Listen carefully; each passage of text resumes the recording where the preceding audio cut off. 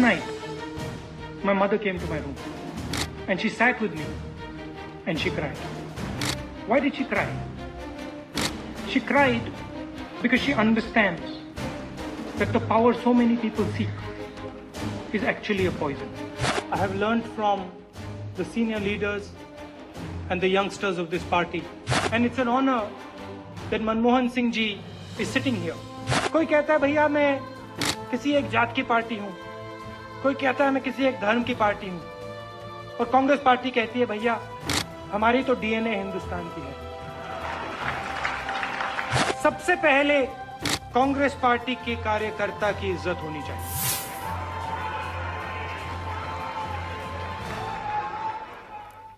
तो कांग्रेस पार्टी के vice president बनने के बाद जयपुर चिंतन शिविर में राहुल गांधी ने अपना पहला भाषण दिया और राहुल गांधी ने कहा कि अब तक युवाओं के लिए काम करते आए हैं, आज से वो सबके लिए काम करेंगे। खाद्य बिल, मनरेगा, आरटीआई, आरटीई का नाम लेकर राहुल ने कांग्रेस की उपलब्धियां भी गिनाई। राहुल बोले कि कांग्रेस के सामने कई चुनौतियां हैं, भ्रष्ट ही भ्रष्टाचार को हटाने की बात कर रहा है और महिलाओं का अपमान करने वाले उनको बचाने की बात कर रहे हैं। कुमारी बंशा राय, राजस्थान प्रदेश कांग्रेस कमेटी। तो यहां पर राहुल गांधी ने यह भी कहा कि अगर हम जनता की आवाज सुनेंगे तो कोई भी पार्टी हमें हरा नहीं पाएगी। जिस दिन जनता की आवाज कांग्रेस पार्टी के अंदर गूंजने लगी, आज गूंजती है, बाकियों से ज्यादा गूंजती है, मगर जिस दिन गहराई से गूंजने लगे, जिस दिन पंचायत वार्ड के लोग यहां आज के बैठ जाएं, उस दिन हमें कोई नहीं हरा पाएगा। और इस मुद्दे पर ज्यादा जानकारी के लिए हमारे साथ स्टूडियो मौजूद हैं विनोद शर्मा, जो कि हिंदुस्तान टाइम्स के संपादक हैं। विनोद जी, शुक्रिया एनडीटीवी इंडिया से बात करने के लिए। आज की बड़ी खबर तो राहुल गांधी का ये भाषण ही है। पहली प्रतिक्रिया आपको क्या लग रहा है ये सब सुनकर? देखिए, मैं उनका भाषण सुना मैंने आज दोपहर में, और उन्होंने हिंदी अंग्रेजी दोनों में बोले, क्योंकि वो चाहते थे कि उनकी बात जो है समस्त भारत में पहुंच जाए। अच्छी बात है।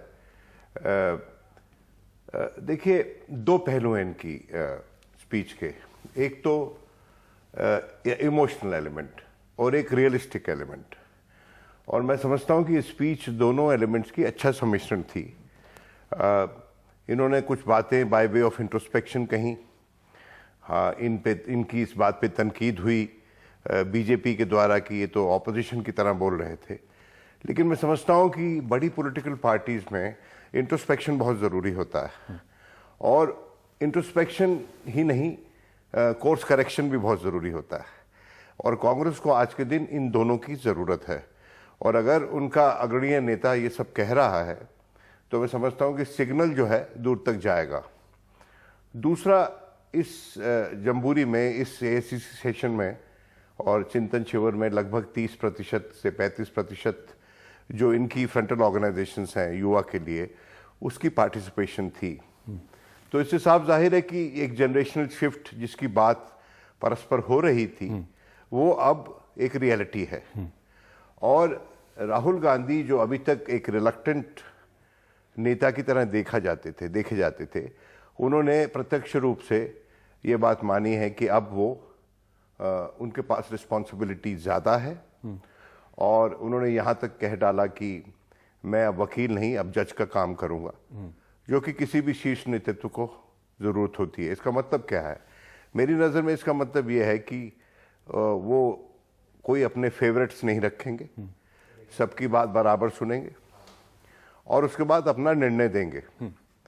दूसरा जो अच्छा पॉइंट था वो ये कि जब भी कोई नया पॉलिटिकल ऑर्डर आता है तो उसका मतलब ये नहीं कि जो पुराना पॉलिटिकल ऑर्डर है उसको सलाम कर दिया गया है, उसको थैंक यू कर दिया गया है, क्योंकि कोई भी बड़ी ऑर्गेनाइजेशन, उसको यूथ की एनर्जी चाहिए और पुराने लोगों का एक्सपीरियंस चाहिए।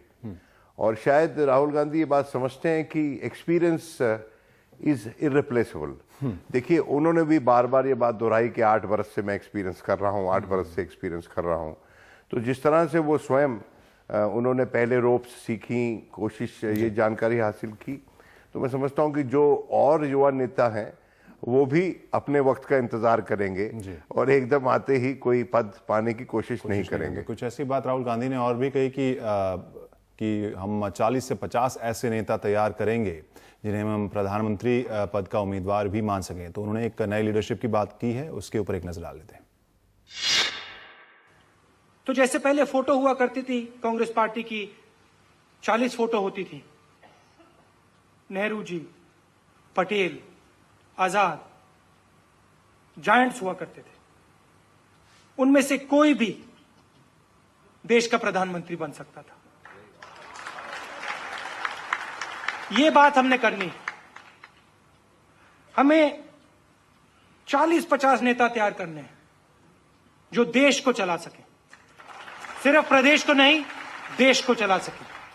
और अब हमारे साथ स्टूडियो में अभय कुमार दुबे भी हैं, जो समाजशास्त्री हैं, CSDS से जुड़े हुए। अभय जी, आपकी क्या प्रतिक्रिया? आज पूरे दिन इसी की चर्चा होती रही। देखिए, अभी जो राहुल गांधी की आप स्पीच दिखा रहे थे, इसमें उन्होंने कहा मैं 40-50 ऐसे नेता तैयार करने हैं जो देश को नहीं, देश को चला सकें, प्रदेश को नहीं। कांग्रेस की असली समस्या ये है कि उसके पास प्रदेशों में नेतृत्व नहीं है। और राहुल गांधी कह रहे हैं हमें प्रदेशों को चलाने के लिए नेता चाहिए ही नहीं। नहीं, हमें तो को ही नहीं, हाँ, देश को भी चला वही सही, लेकिन मुख्यतः उनका जोर देश के ऊपर है। हमारे देश की राजनीति पिछले 10-15 साल से 15 साल से इस तरह की है कि सब कुछ प्रदेशों में घटित होता है। और देश में उन्होंने सीएम के बारे में भी कहा था, उन्होंने ये कहा है कि 5 से 10 ऐसे हर प्रांत में न हो जो चीफ मिनिस्टर बन सके। उन्होंने सीएम की भी, प्रदेश की भी बात उन्होंने जिक्र जरूर किया। लेकिन कांग्रेस की असली समस्या यही है कि अगर वो चाहते हैं कि प्रदेशों में नेतृत्व तैयार हो तो मुझे कोई उसमें आपत्ति नहीं है। ये कहा है। असली समस्या कांग्रेस की यह है कि उसके पास रीजनल लीडरशिप का बिल्कुल अभाव है। India's #1 news app just got even better. Download NDTV's new app. Fully optimized for retina display. Full screen view. Faster response time. And Sudoku. NDTV's new iPad app. Download now.